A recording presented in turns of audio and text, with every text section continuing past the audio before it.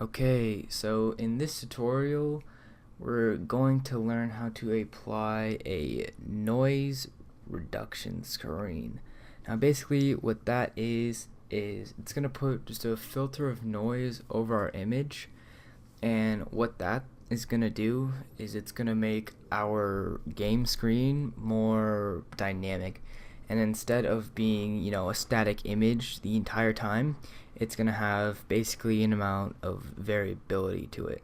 So that way when the agent is trained, it won't be trained on this pixel is here and this pixel is there, and based on that I'm gonna go up or go left. It's not going to take the same path every time. So what this noise reduction screen does basically is it just makes the game more dynamic, and instead of trying to do the same thing every time, it's going to adapt more to the environment. Okay, enough with the explaining, let's just get into it. So we're going to create a new file. It's going to be called noise.py. Now basically we're going to just import some dependencies as import cv2. Okay, so now we're going to actually define the function, which is going to be called noisy, and it's going to take an image and a factor. I'll explain more what the factor is later. The image should be self-explanatory. So basically we're going to have a row, a column, and ch, which stands for basically it's like the color channels. So, and that's just image.shape. Okay, Gauss is basically it's gonna be a random distribution of pixels ranging from, pretty sure it's 0 to 1, and you can have a certain range basically. But basically what it's going to do is it's going to apply a layer of noise in the same shape, color channel, row, column as our input image. And you can do that by np.random.rand and random number with row, column, channel. This is basically just a filter. So then we're going to reshape this filter into something that we can actually put over the original image, the input image. And we do this by row, column, channel. So then the actual noisy part of the image, it's kind of a math problem actually. So we take the input image, and then we're gonna the plus means you're just putting two images on top of each other. So this is gonna put on top the original image multiplied by the filter times the factor. Now what this factor does is it basically controls how much noise you want.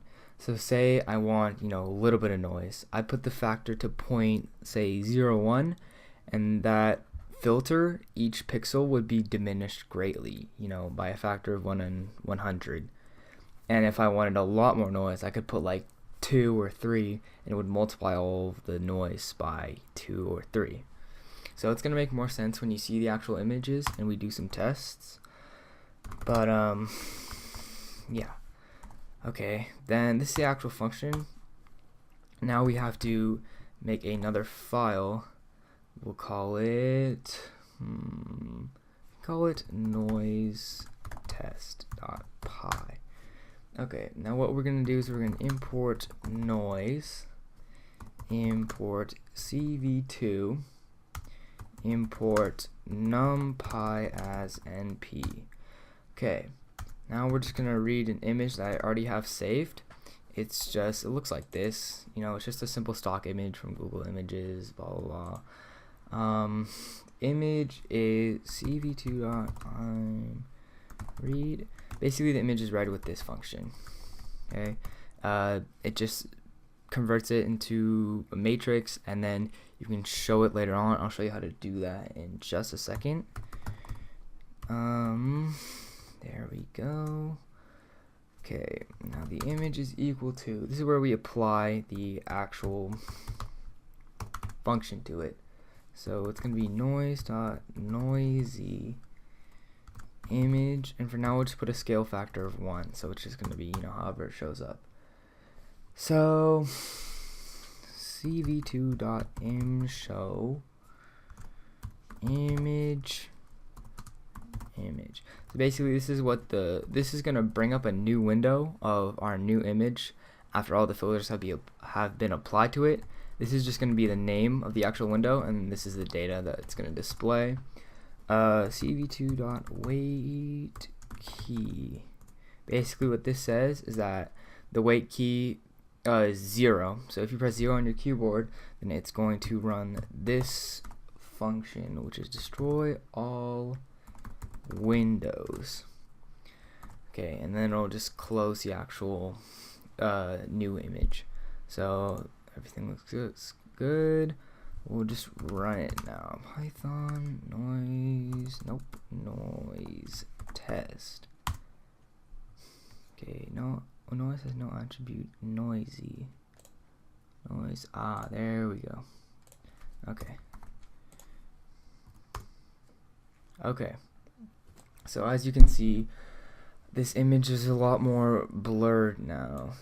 I mean, it's not blurred actually. There's just, random variations here and there, and it's, I don't know, it's hard to make out, but that will actually help our agent in the long run, because if I show the original image, say I comment this out, show the original image, it's gonna, the way that the Atari games work is it basically has the same state every time it runs. So if I start the pinball game every single time, it's going to have the same starter. The pixels are going to be in the same place, and basically the model is going to find that, and nothing is going to change except for the ball that's moving and some other animations. But other than that, if you just input the raw pixel data, the model's not going to, it's going to get nowhere. Basically it's not going to know what to do at all.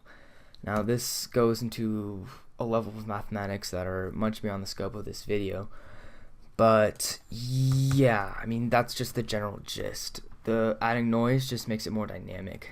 So now we're gonna play around with the actual factor.